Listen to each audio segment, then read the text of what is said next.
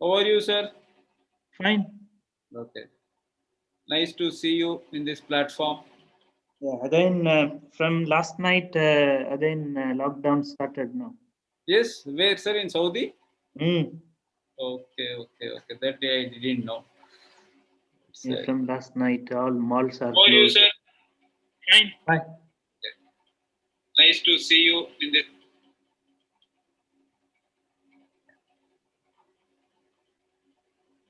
Yeah, the same program is available in YouTube also. So some of the people are, because we have restrictions for the meeting room also. Some audience are there in YouTube.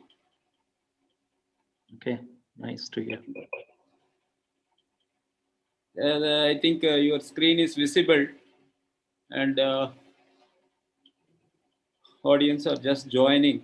Let us see for another 1 or 2 minutes. After then we'll start. I think I need to give admit for few students. Few working professionals also there, sir, and students are available in this program. Okay, nice to hear that.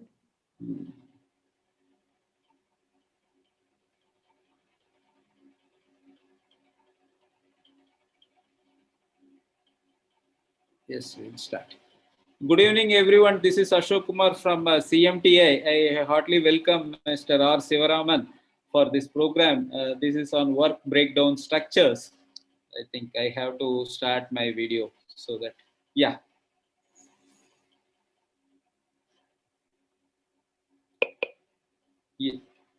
Yes.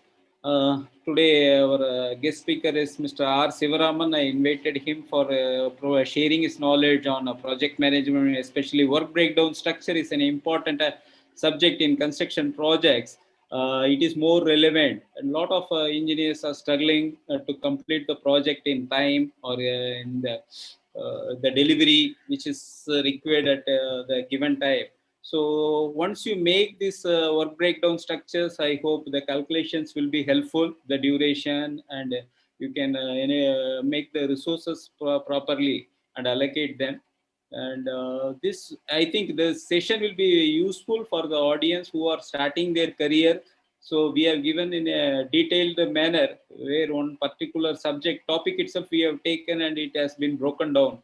And in this our expert speaker R. Sivaraman is going to share his experience for next 1 hour, and you can ask anytime any questions to him. And my colleague, thank you, sir, for joining here. My colleague will be introducing you. Mr. Yashas is going to introduce you to the audience in a detailed way. Yashas, please. Okay, sir. Hello. Good afternoon to one and all present here. Welcome to today's session. I am SSKM, BE Civil Engineer, graduated from RR College of Engineering, presently a student at CMTI. On behalf of Construction Management Training Institute, I welcome all for today's session on knowledge sharing session, work breakdown structure. Construction Management Training Institute is a professional organization working towards development of construction professionals through a structured training programs through experts from construction industry. Construction Management Training Institute is founded by Engineer S.G. Ashok Kumar sir, seasoned project management professional having strong expertise in project management and worked for leading companies like L&T, JMC and many more. CMTI has a strong advisory board with experts from industry. For more details, visit www.cmtaonline.com. Construction Management Training Institute has trained 5,000 students and various training programs and placed 1,000 engineers across India on various domains of construction. CMTI has training programs for working professionals also. CMTI is officially technically training partner of NARAD Code Karnataka. CMTI is associated with various professional organizations like ACCE, IGBC, Focus. As we all know, today's session is by Mr. Engineering Sivaraman sir, and it's my great honor and pleasure to introduce you, sir. Mr. Sivaraman is a chartered civil engineer with 26 years of experience providing end-to-end solutions in planning, designing, procurement, and execution of projects through EPC, LSTK, and other project delivery models using various contract forms. manage more than 100 million square feet of campus development and fit out projects including hotels, resorts, restaurants, multiplex, multi-story residential, commercial, public utility projects, IT parks and R&D centers, hospitals, highways, industries, etc. He is certified project management professional and a fellow institute technical attributes. He acts as an expert witness in alternate dispute resolution process in India and also in Saudi Arabia. I welcome you, sir. Welcome, audience. If you have any doubts, you can leave message in the chat box. We will be sending feedback from at the end of the session. We heartily welcome you, sir. Over to you, sir. Yes, thank you for that introduction, Mr. Shah. Good evening. Welcome, fellow engineers, for yet another session on a subject which is generally not covered in your academic career. I hope still this subject, the WBS work breakdown structure, is not dealt in detail in any of your semester portions. So in this session, we are going to learn a little bit more in depth about what is WBS, the structure of WBS work breakdown structure, why is WBS important in any project, and WBS, how it is related to other breakdown structures or other project management elements as a whole, and how to create one WBS and the best practices of creating it, and some tips for creating a very good WBS in your going forward when you get employed or in your new assignment in any project. So in any project, at the beginning of the early stages of the planning phase, you will come to hear about this term called WBS. All the top level guys are talking about WBS. So you will be one, as a fresh engineer, you will be one first time exposed to you are in the planning stage. At that time, you will come across this term. So to start with, let us take an example of this building. It is called Taipei 101. Some of you may be knowing it, some of you may not be knowing it. This is in Taiwan. This is 101 floor building. How do you think the planning engineer had done the planning for this building when he started the planning operations? Obviously, floor by floor, right? First floor, ground floor, first floor, second floor, like that. This is how he would have done all the 100 floors. Sometimes you may be thinking that it may be some floors in between may be a copy paste. Of course it is. And take another example of this is an university building in Bangalore coming up. How do you think the planning engineer has done the planning for that? Obviously, building by building, and some of it are high-rise building, and within that high-rise building, he would have planned floor by floor, as in the earlier case. Okay, now come to this. This is a highway project. How do you think the planning engineer would have done the planning? Naturally, kilometer by kilometer, right? Got it?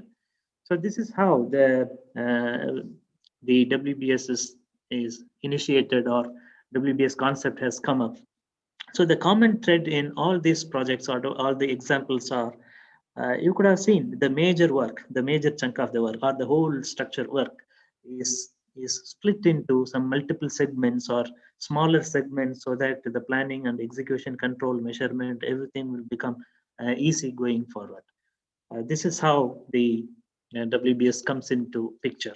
And in project management, not only the WBS, you will come across many such breakdown structures during the planning phase itself and going forward into the project life cycle. Some of them are the product breakdown structure and WBS in today's session, and organization breakdown structure. If you ask a question about what needs to be done, and if you break that work, and that becomes the product breakdown structure, and how we are going to do the work, the big work, how we are going to do it. And if you answer that question, the result is the work breakdown structure. And if you ask the question, who is going to do it?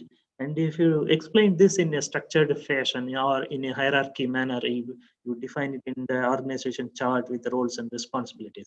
That becomes organization breakdown structures. This is not the only one. There are several other breakdown structures which we will see going forward. The first in today's topic is, since it is WBS, let us know to try to understand what is the WBS first.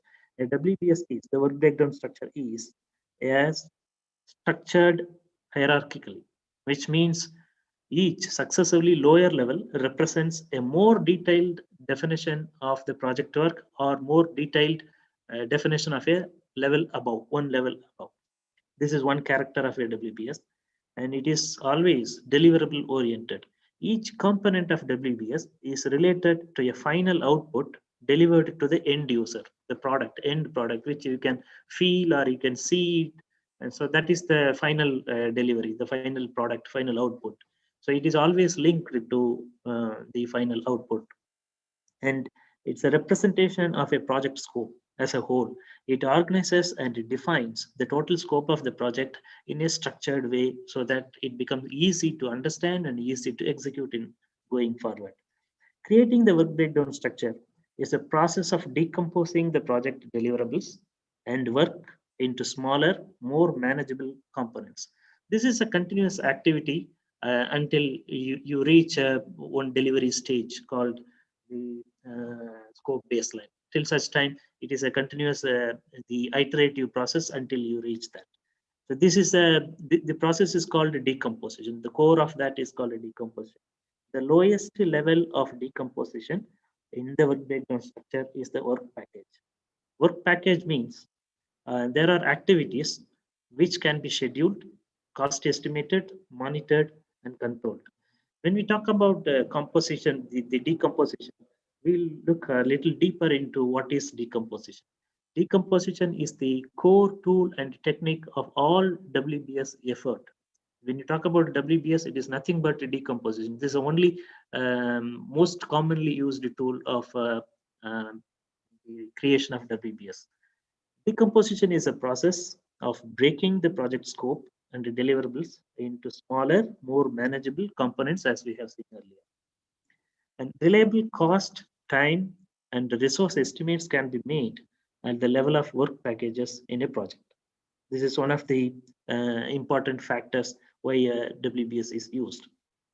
Work is in the context of WBS means work products or deliverables, not the effort itself, as in the case of staff man-hours. It is not the actual work, it is the product, the final end product, which is called a deliverable.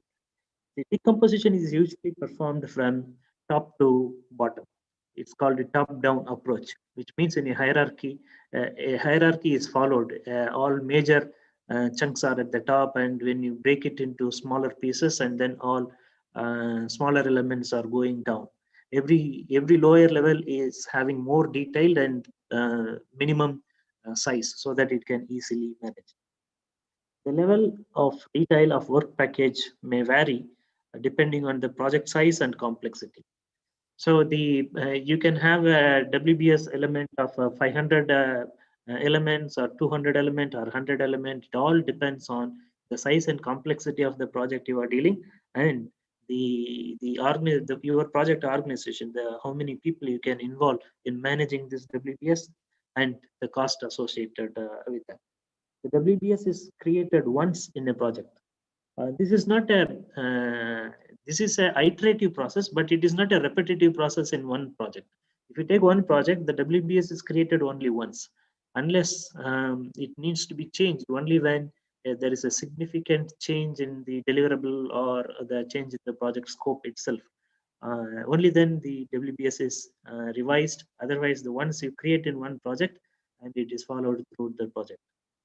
The decomposition process proceeds until it is possible to define the component as a work package.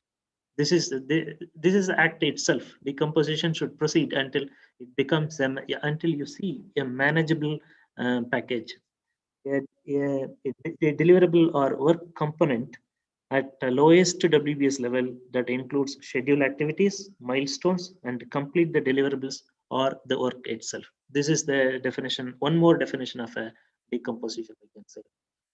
So here we'll see some examples about how the WBS is structured. WBS is based on a certain criteria. Let us take for an example construction of a house.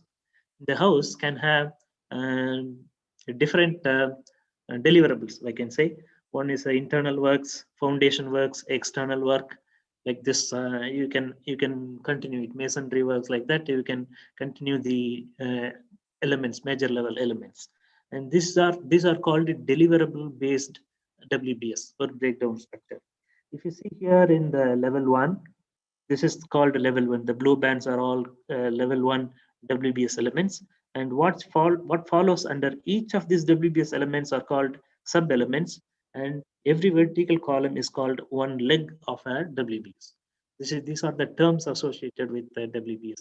And since you see the deliverables are here, internal works, foundation, external, and which can further be divided into or split into excavation, steel erection, concrete pouring. It goes like this.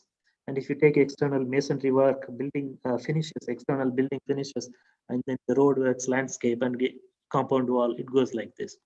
So this kind of structure is called a WBS, deliverable based WBS. What can be the other format? In any project, it follows a process. What is the process? From initiation, different phases are there in every project. From project initiation, design, procurement, pre-construction, procurement, construction, inspection, testing and commissioning, and handing over. This is a typical project life cycle. It is called the process. Different processes are there. So if you divide the work or split the work into under these categories of phases or project phases, it becomes a process-based WBS. So when to use what kind of WBS depends on, again, the size, complexity, and the level of control you want to have it. So based on that, you can decide which type of WBS structure we can use it, whether the process-based or the deliverable-based. And now, why we should have a WBS in there? First of all, some of you may be asking this question because we need a WBS because it decomposes the overall project scope into clearly defined deliverables. As I told, decomposition, the primary function involved in it, and defines the scope of the project in terms that the stakeholders could understand. Every project has multiple people as stakeholders, those who are directly or indirectly affecting the outcome of the project or getting benefited out of the project. So these people should easily understand. Why they should understand? Only then they can realize what is expected out of them as a stakeholder, and based on that they can cooperate, they can give their support to the project. And it provides the structure for organizing information regarding the project's progress, status, and performance. If we don't have any structure like this, and how we can measure the project progress and then make payment to the contractor and make reports to the management where we have reached or not. So that way it provides some kind of structure in organizing the information, and it supports tracking of risk to assist the project manager in identifying and implementing necessary risk responses. So every risk should be analyzed, a owner should be assigned, and the trigger point should be fixed. And then when the risk occurs or likely to occur, we have to kickstart the risk response process. So the WBS acts as the support system for that. And it links project objectives to organization resources in a logical way, so that all the organization members can understand what is expected out of them and what is their limitations and what are their powers, so that the project can get the right kind of support from each of the organization teams. So now let us see the structure of a WBS. When you see the structure, it normally follows an organization chart kind of structure, as we have seen, or in this picture also you can see it looks like an organization structure. Here you see at the top level, it is called level 0. Normally the project title will be there. Second level, level 1, is called the major items, concept, web design. This is a WBS for a intranet project. In an intranet project, what are the major elements? Concept, website design, website development, rollout, support, and then bug debugging, like that.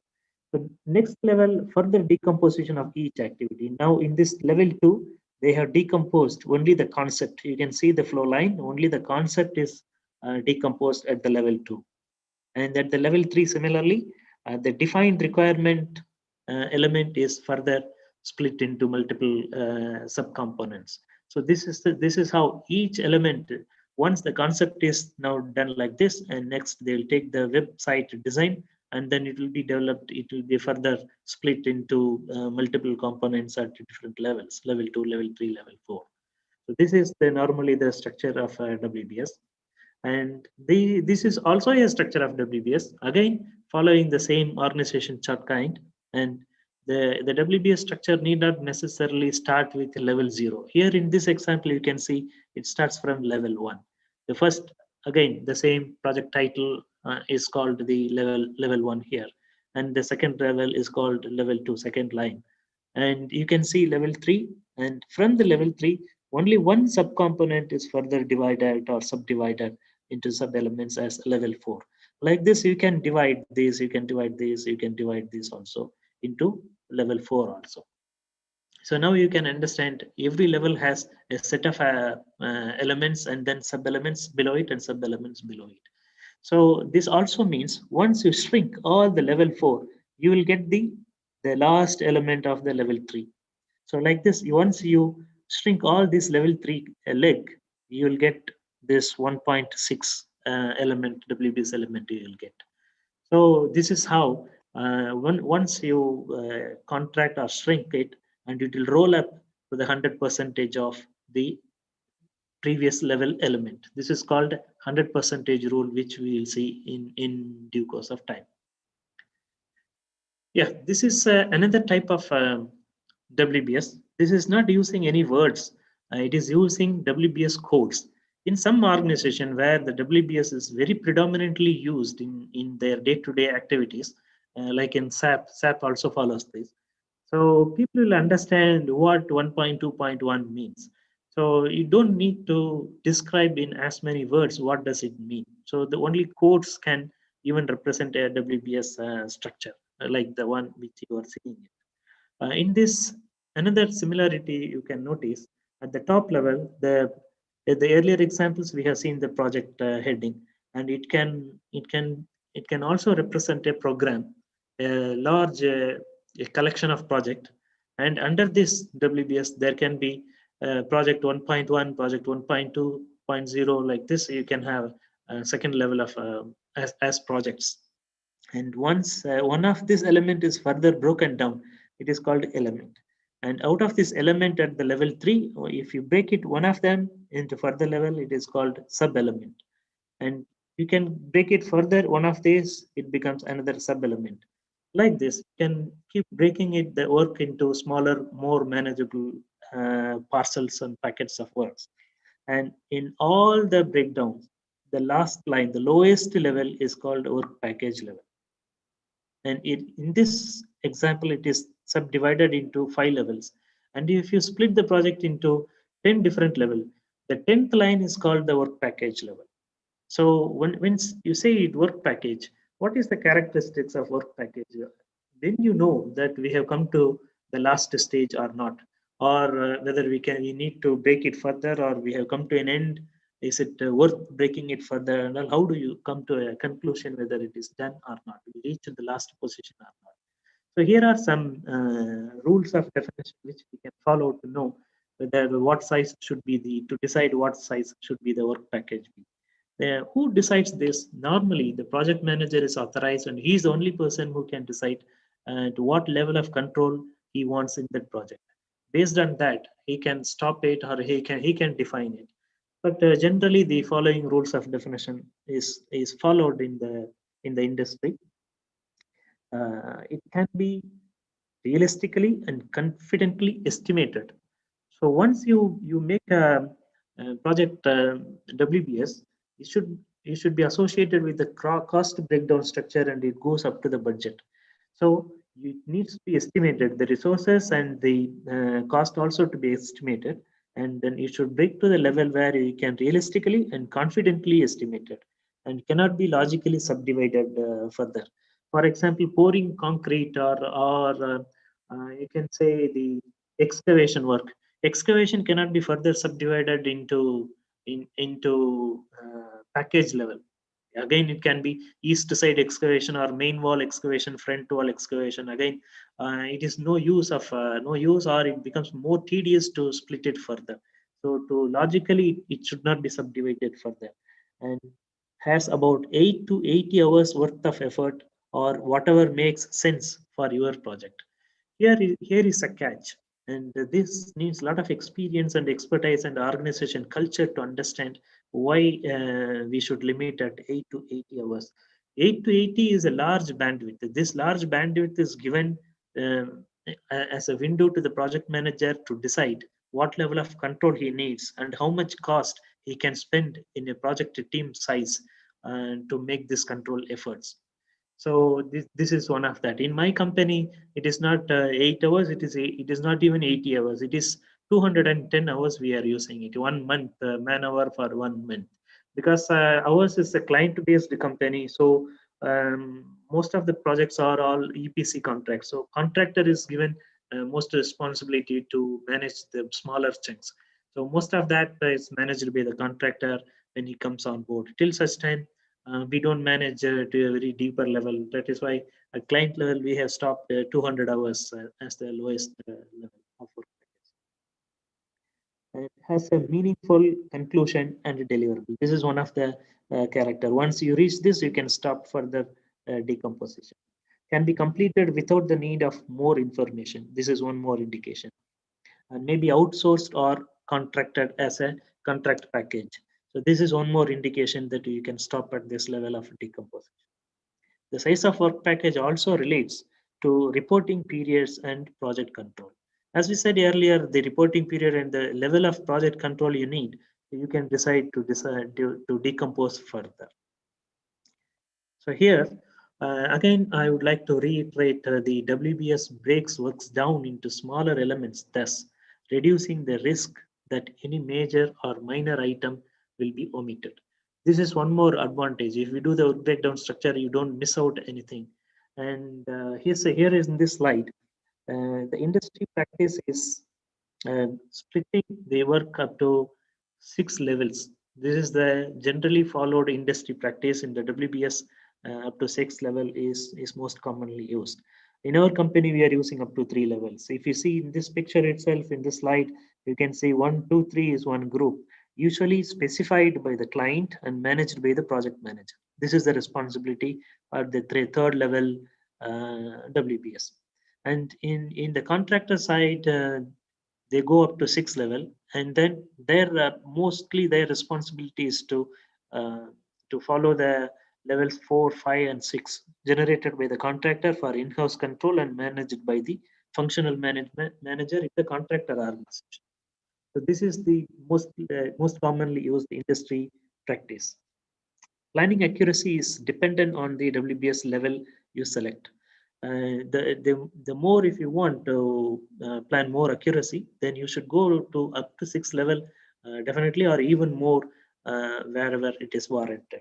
The lower the level, the greater is the planning accuracy, but the management cost would be very high, because when you go to a very deeper level, 6 level, 7, like that, and then you need more manpower, and your team size will become bigger, and thus the management cost of the project management cost will be very high. So there is a balancing act to be done by the project manager between the level of control and the level of the work breakdown structure. How important is the WBS? Here you can see WBS creation is a starting point of the project planning or product planning or whatever it is. This is the starting point. It is done at the very early stage of the planning also, and provides a framework and pathway how to proceed further, where to take more weightage, and which one to start first, which and all can be done parallelly. So this provides a framework about how we are going to take this project forward, how we are going to execute this project. This forms the roadmap. And fosters communication with stakeholders. As we have seen earlier, if you want the better support and better help and better contribution from stakeholders, your communication should be very clean and appropriate. So this WBS fosters this. and establishes the relations with other breakdown structures. There are many other breakdown structures with which the WBS has to have a link for the whole project to act as a single unit. And it increases clarity around the roles and responsibilities. This gives a direction about who needs to do what and what is the individual's limitation, to what level they can go, and this gives a clarity. And it helps ensure all tasks are completed properly and on time. This is one more. And deliverables are organized and keeps team members accountable. So this imparts accountability. This instills accountability in each individual what they are responsible for, and it enables tracking of all deliverables throughout the project life cycle. Going forward into the further planning phases and the execution phase, and it tracks the project. It's for the project control. The planning engineer, this is going to be a useful tool during project tracking. Then now let us see how the earlier we have seen it is going interacting with the other breakdown structures. Now let us see how it interacts with the other breakdown structures or other elements of the project. Here is the WBS, and from the WBS at the lowest level, the work package, you can generate activity list. Am I audible? Can I have any feedback? People are still with me, or I am talking? Yes, sir. Yes, sir. You're Audible. You're audible. Okay. So I want to make sure that after this evening time also. So Right, from WBS work package, you can generate the activity list. And from the activity list, you can generate a network diagram. You can prepare the network diagram, put CPM, duration calculations, all that. With both of these, you can create a project schedule. And this becomes the schedule baseline. You can come to a schedule baseline from this. So this is how the WBS is related to the schedule. And once the schedule is done, and you can start estimating. Here, the estimating does not mean only the cost estimation. With the schedule and all the activity list, you can do the estimation for risk, cost, resources, everything. So once you do the risk estimation, risk calculation, risk analysis, then you have to assign, create a risk register, then the risk breakdown structure, RBS. Again, you see that the WBS is interacting with the RBS like this. So risk breakdown structure you can create, and you can create a risk owner list, all that. So once that is done, then you can create the resources. Who are all required to, once the activity list is there, the schedule is there, risk register is there, and with that you can calculate how much, estimate how many resources are required, what materials are required, how many people are required. So from here you can create another breakdown structure called a resource breakdown structure, again RBS, one more RBS. From there you can do budgeting. Once all these estimated quantities and then the estimated cost are available, you can arrive at the budget. From this budget you can see a cost breakdown structure. This is how the WBS is relating to the cost breakdown structure. From WBS we are coming to cost breakdown structure. Again, if once all are there, and then you have created your tool, planning tool well, and going forward it is going to help us in the project control. This is how the WBS is interacting with many other breakdown structures and many other project management components. Right? So now we'll see another way how it is going to interact with the WBS. Again, we'll take the same example of construction of a house. So here again, the WBS component, the major level component, has internal, foundation, external. These are called control accounts. So at the management level, if someone wants to control this work or the cost, he can control only this portion, only the internal work. At any point of time, he can control what is happening in the internal and how much is spent, how much more to spend, whether we are underspending or overspending. That kind of control we can have it individually to all these higher elements, foundation, external. And this is the control account is useful for the client or the contractor's management side. So this is at a macro level. Once you go to the below level, then it is for the main contractor to deal with that, these planning packages. Here the main contractor will focus more on this as well. Here, the main contractors, engineers, and then the subcontractors, they will focus at this level, work package level, further work package level. So this is how different category of people are involved in different stages or different levels of the work breakdown structure. This is one interaction of resources, we can say. There's another type. Here is the two-dimensional representation of a work breakdown structure and OBS, organization breakdown structure. Here you can see the blue boxes are the WBS elements, sub-elements, level 3 sub-elements, we can say. And here the red boxes are the organization chart. This is nothing but an organization chart. And here you can see this person at the red here is responsible for the deliverable from this work breakdown element. So like this, for each element in work breakdown structure, you can assign a person from your organization chart. And you see the leftmost column, for this WBS element, there are 3 stakeholders, 3 people are involved in it. One may be accountable, one may be responsible, one may be informed, one may be consulted, like that. You can have as many people required for that work breakdown element. Similarly, you come to the last work breakdown element, it is only 2 people are involved or 2 people are assigned, 2 resources are assigned to this WBS. This is one more matrix showing the interaction between the organization breakdown structure and the work breakdown structure. Understand? And this is the same thing, but in a different style of representation is little different. Here you can say the drafting clerk is there, assistant designer is there, mechanical designer is there.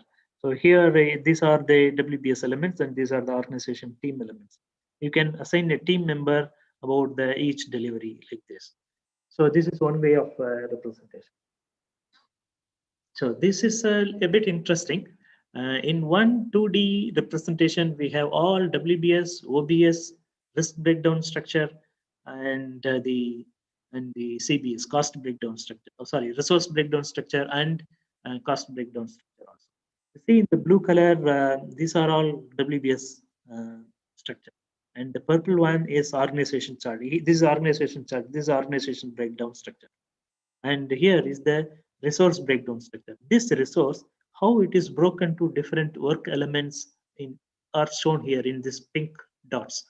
These are how the resources are assigned here. So this will tell another way and their cost associated with that. This is a combination of all. And this is little more difficult. When you go into very complex project, there will be multiple levels, multiple layers of WBS and other breakdown structures. And you should explain in picture about how everything is combined with how the other thing is interacting with each other. So to show this, we normally use this kind of 3-dimensional WBS. This is a very complex one, but this is also practiced in industry. The one which you are seeing is for a mining project. This is how it looks. So now, having learned this much about the work breakdown structure, now we should see how we can create a WBS. To create a WBS, we have to follow certain ground rules and then the certain assumptions before going forward. The WBS is created with the help of the team. See, the whole work involves support from it involves work from different subject matter experts who are part of your team. So as a project manager or the planning engineer cannot alone define or decide the work breakdowns. So you need the support from many subject matter experts, whether we can combine this, whether we can split this, or it needs to be 2 different elements, or this element to be at the first level, second level, or third level. To understand all this, we have to make use of the team, the right people in the team. We have to consult and then find one. And the level 1 and level 2 are completed first before the project is broken down further, which means level 1 is 1, and level 2, all the elements at level 2 should be defined first before you take one element in level 2 and break it further. So this is one more methodology or one more assumption we have to understand before creating the work breakdowns. And each level of WBS is a smaller component of the level above. This I have already explained. The one below, once you roll up, it will come to a sum of the above level, one level above. So this is what it explained, that each WBS is a smaller component of the level above. The WBS includes only deliverables that are really needed to complete the work. So which means we should not take any unnecessary activities or unnecessary components into part of the breakdown structure. The deliverable are not included in the breakdown structure, are not part of the project, which means here the scope clarity we are giving. If it is not part of WBS, it is out of the scope of the project. So this is one more understanding we should keep it in mind. And how to create a WBS? Once you sit to create it, there are certain steps we have to follow. Gather critical document. So this is a very tricky and very stressful job, because you are still at the beginning of the planning stage, not even the planning stage, beginning of the planning stage. And once you are in the beginning of the planning stage, you will have very only limited information to proceed with. What are they? You will have a project charter, you will have a high level scope, you will have a high level risk, you will have high level constraints, all at a macro level, high level constraints only. You'll have a business case, only at a high management documents will be there. No technical information will be available, no engineering information will be available. So it is a little tricky job. That is why in planning, it takes long time for one to become master, and once he becomes master, and he is a legend. So this is a very important phase where you have to collect all the available document and then arrange them in sequentially so that you can refer in future. Identify key team members. And as we have explained earlier, you need the subject knowledge from other experts also. One more reason for this is, if you take any large project or even a small project, the planning engineer is most commonly having a civil engineering background only. They are not from any other. I have rarely seen a mechanical engineer becoming a planning engineer. So a civil engineer with his limited knowledge about the field, he cannot even understand the sequence of work involved in HVAC ducting operation, or the electrical cable laying or cable trenching and welding operations. He will not even know the sequence of work.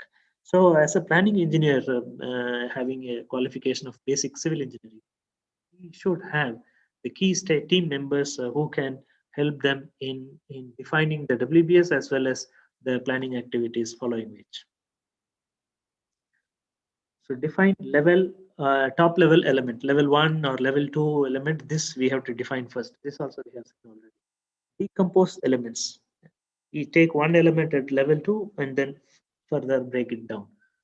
And then estimate the efforts and the resources for each deliverable, and create a WBS dictionary. We'll see this in going forward. We'll see that what is WBS dictionary. This is another important component of a planning document. And finalize scope baseline. So these are the stages or activities involved while creating a WBS. Here is the caution is, since the cost and schedule data collection, analysis and reporting are connected to WBS, a very detailed WBS could require a significant amount of unnecessary effort to manage. So this is true in this case.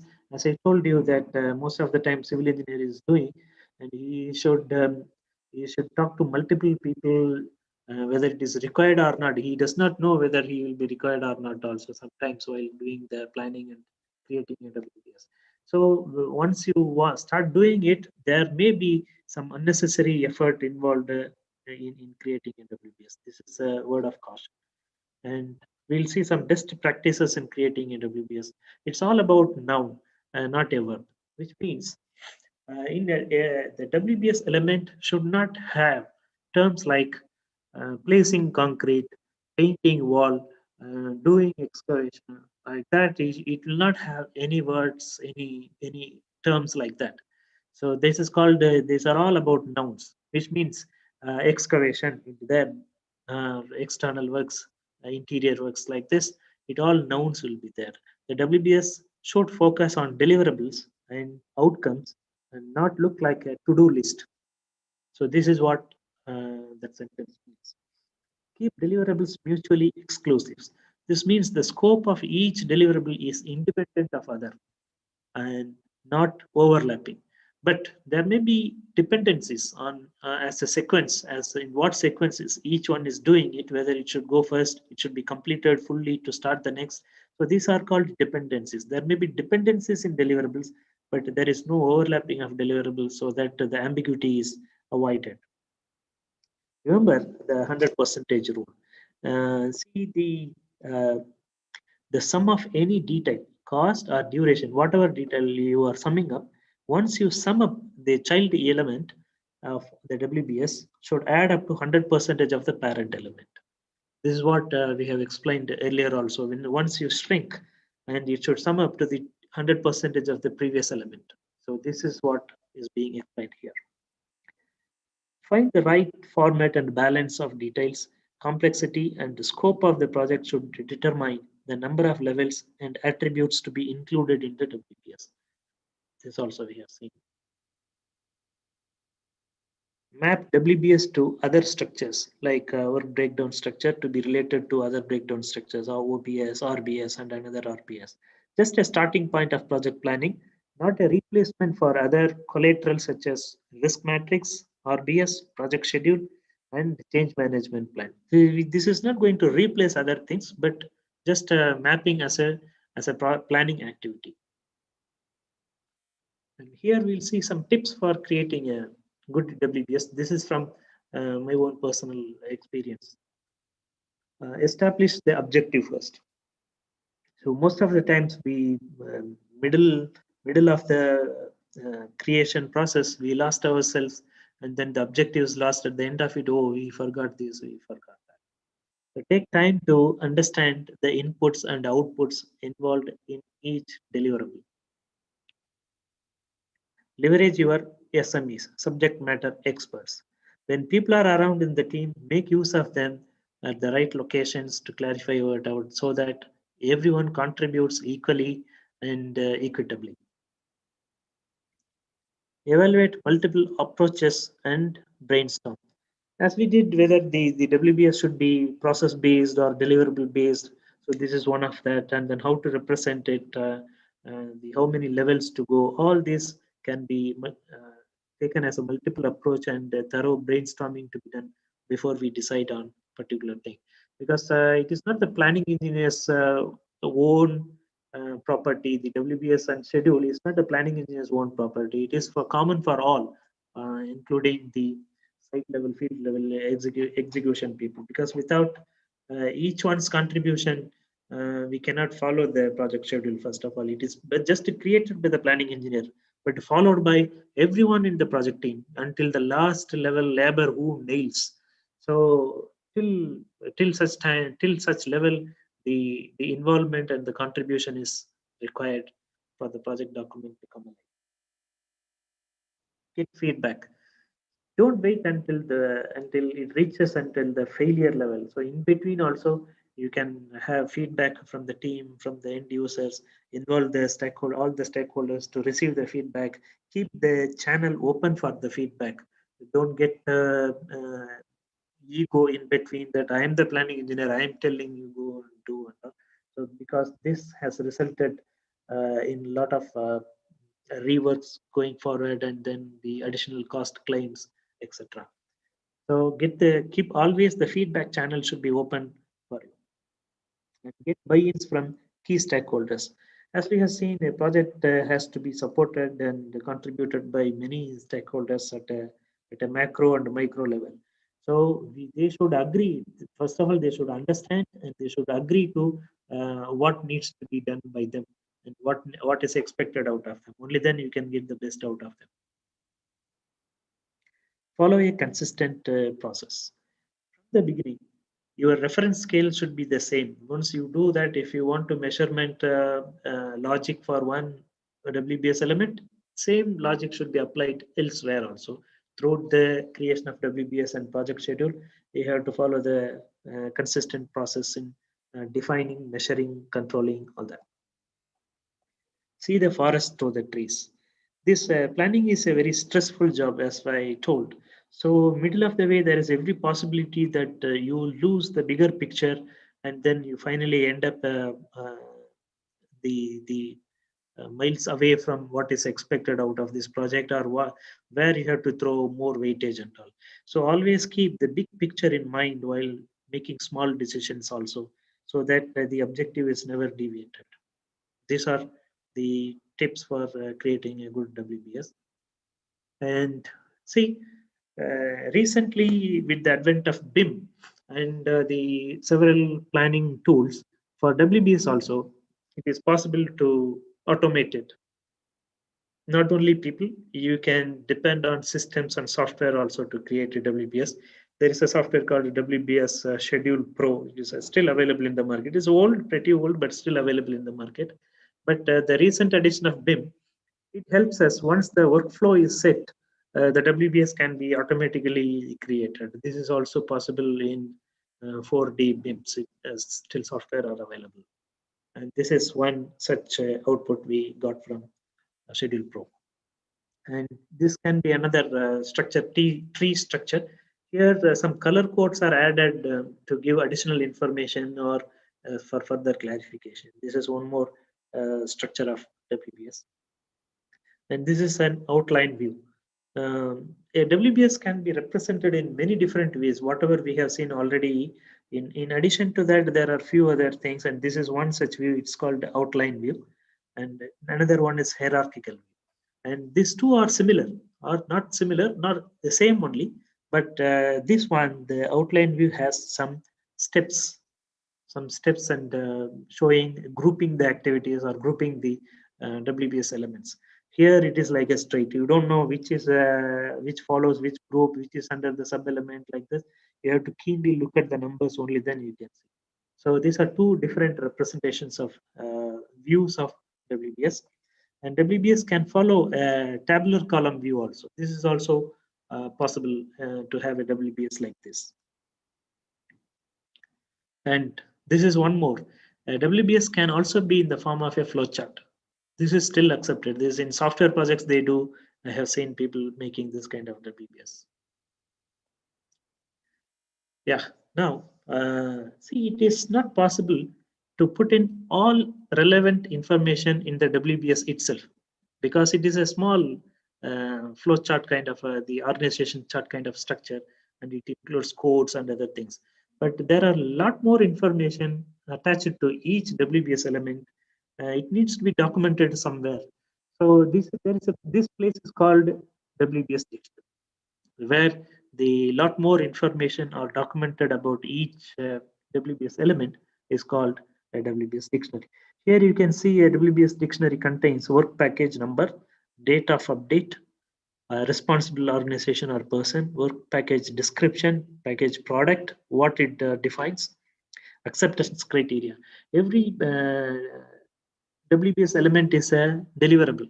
For a deliverable, there must be some acceptance criteria. Here we can define what is the acceptance criteria and what are actually the deliverables. Or a package can be, or package can have multiple deliverables. So you can list down what are the other deliverables, sub deliverables here, and what are the assumptions you have made while preparing this WBS element, or while fixing the WBS element there. What are the assumptions made? What are the limitations?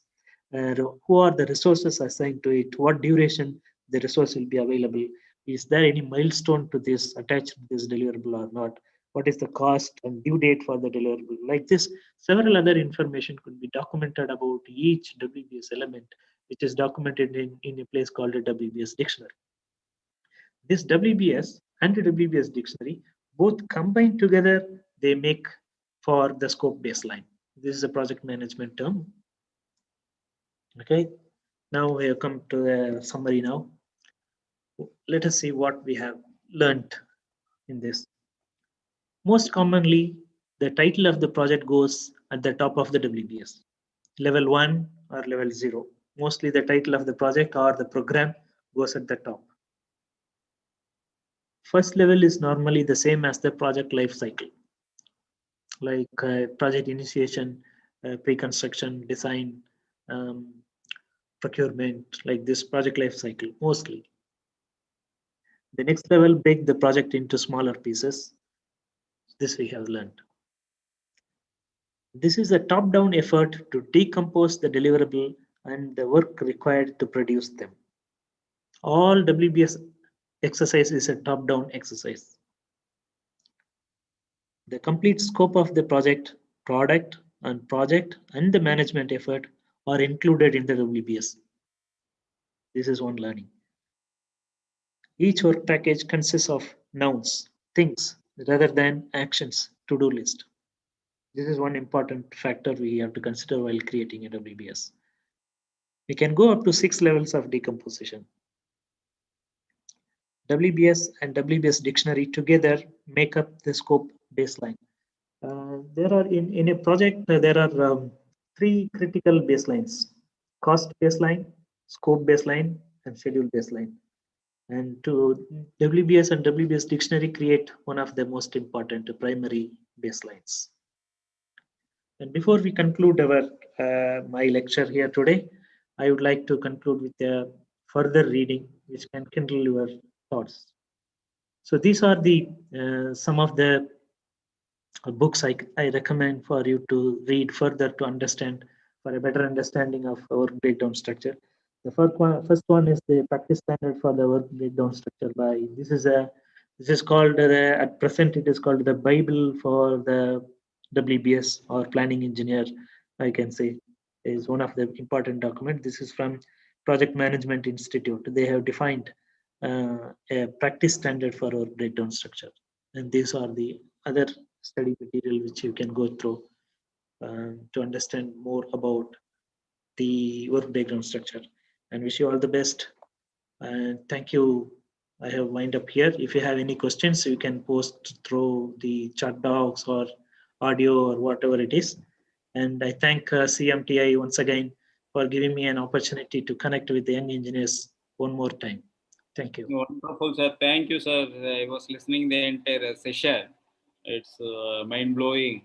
And definitely each and every engineer who is entering to the construction projects, as you told, the planning engineer, mostly in the projects, civil engineers will be there. They should know the other part also.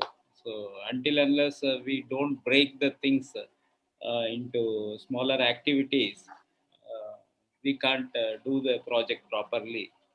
And with the nice examples you have quoted, and audience, hope you find this was useful for you. And there I can see the good comments from the audience. Rajkumar has mentioned excellent session on work breakdown structure. It is very clear presentation for the Yes, sir.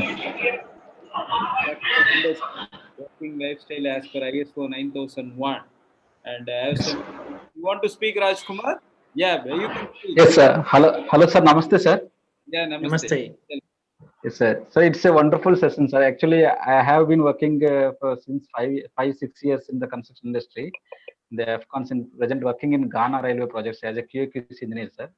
But I got the clarity about the WBS system with this presentation, sir. Actually, even experienced persons also don't know, but for the freshers, it would be a wonderful session, sir. Actually. Thank you. Thanks for your compliments. Yes, sir. Thank you, sir. Thank you, Rajkumar. Any other interaction appreciated? If you have any questions also, you can ask related to your career and your future. Anything, any questions related to project management, we are ready to answer you and guide you.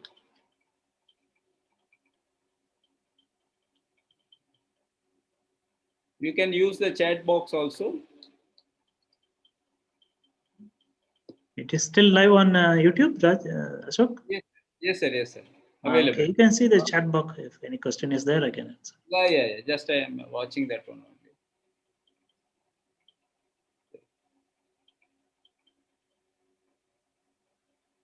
Any questions from the audience related to project management? No, there is no much questions, sir. Definitely, once they get into the job profiles, they will start thinking about it. I can see the questions after 2 years or 3 years of their. Once they enter the field, they will understand. Thank you, sir. Thanks for I'll your be time. really happy if they can recollect after 2 years, whatever few words we can, whatever I have said today, if you can recollect Yeah. few words, they would be feeling very happy about that. Yes, yes. Sir, how about your project, sir? There, you told that pandemic has started and you have stopped the works and all. How it is going No, on? all restarted. All restarted. See what happens because of the oil prices and the pandemic related issues. All big projects are now stopped. Stopped in the sense whatever going is going on, but there is no new big projects. Instead, there are several small projects. Though the major projects are halted or stopped for the new projects, there is a requirement. We still have to survive in the market, and all the cost cutting efforts are in place. All the value maximization efforts, exercises are in place. So this involves, instead of one big project, we have several small projects. So this is becoming more challenge for us. I have more work than earlier nowadays. So which means many within the operating plant or within the operating research setup, we have to find some more, add one more reactor here, one more filter there, some more valves, some more pipe racks. So like this, many small projects are coming up. Okay, small projects, and there is a lot of dynamics also, no? Yes, yes. And moreover, in large companies like this, we, even if it is a small project, we still have to follow all the procedures, safety, everything. So it becomes more tedious now. I think now it is time for contracts management, because yes, of contracts also having lot of change orders, and lot many things are there. Definitely, there will be a tough time for the people, even for the developer side also, and as well as the execution people also. Lot of and here also a lot of projects are picking up, and recently in the budget also they mentioned a lot of new projects are coming up, and a lot of new airports are coming up, and highways, railways, metros, so many projects. Yesterday there was a news, Chennai peripheral ring road they have awarded. Like that, a lot of infrastructures are being awarded with a tight time frame. Within nowadays the tight time frame is here only 24 months to 36 months. Earlier it used to be around 48 months and more than that. Now most of the projects are giving a time frame of 36 months. On that, if you detect 9 months for 3 years for the rainy season or non-working season, and mobilization and demobilization, if you remove, only 50% of the time only is available for the work. They have to work 24 hours, they need to work, then only the projects can be completed. In the shift basis work. It is good that the contractors has to become more professional now to sustain. Yes, also there is a notice from BMRCL that they have terminated a contractor in Bangalore for poor performance, you can say. And again, it has to be renegotiated, and the balance work has to be estimated, and schedules to be maintained, and the project is getting delayed further. It's a shock for the public also. They thought, no, it is for a public also affected, because the work partly done in the metro, and the contractor they are going to change. I don't think another 6 months the new contractor will come to the place and he will start the work. Okay. In our stretch only, in Bannerghatta Road, the metro station is there. No? That Simplex has been removed, as per today's news. Okay. So it becomes another challenge to improve the efficiency level of contractor is also another challenge. So which means more training programs for you. And earlier also said that Mysore Road also the contractor was very slow and the project got delayed. Okay. So most of the metro projects are in delay, and I understand from due to COVID also this even the LNT packages, 2 packages, 6 months they are behind the schedule due to COVID and a lot many things. When I was interacting with the officials, they were telling how to catch up, and under the ground also it's a toughest one. They don't know how means they are not getting fair idea about the soil conditions. Whatever the tested, it cannot remain the same. So tunnel boring machine. Good to know that there are a lot of projects coming up. Very good. Yeah, huge requirements are coming up. Only thing our engineers has to equip themselves And yes, sir, we have many projects, sir. Actually, then the budget also they have announced many projects. A lot of projects they have awarded, and our engineers has to equip themselves to take the projects. They have to be on the field and get a knowledge about it. But unfortunately, it's not happening in a faster manner. It takes around 2 years for an engineer to settle down. And if even the employers are asking minimum 2 years of experience. I ask why you are asking 2 years of experience for entry level position. They say, sir, it takes at least 2 years for him to settle down at the project. That is 2 years is the project duration, and they say 2 years settle down period. Yeah, it is taking for the fresher to settle down.